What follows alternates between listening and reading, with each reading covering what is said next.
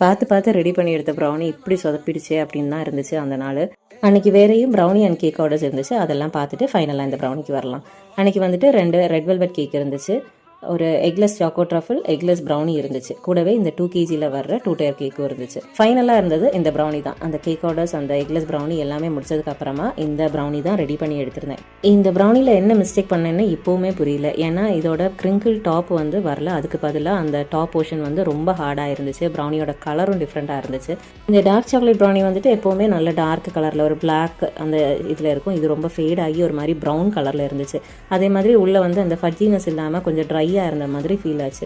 But டேஸ்ட்டில் எந்த ஒரு டிஃப்ரென்ஸுமே இல்லை. டேஸ்ட் வந்து ரொம்ப நல்லா இருந்துச்சு. இதில் 1/2 kg கஸ்டமருக்கு கொடுக்க வேண்டி இருந்துச்சு. நான் 1 kg ரெடி பண்ணி எடுத்திருந்தேன். பட் அது அன்றைக்கி கஸ்டமருக்கு கொடுக்க முடியல. நெக்ஸ்ட் டே வேறு ப்ரிப்பேர் பண்ணி தான் கொடுத்துருந்தேன். ஆனால் இதில் என்ன மிஸ்டேக்னு எதுவுமே தெரியல. இது வந்துட்டு நெக்ஸ்ட் டே நான் இந்த ப்ரௌனி எடுக்கும்போது ரொம்ப ட்ரை ஆகி ஒரு மாதிரி முறுமுறுன்னு ஆயிடுச்சு.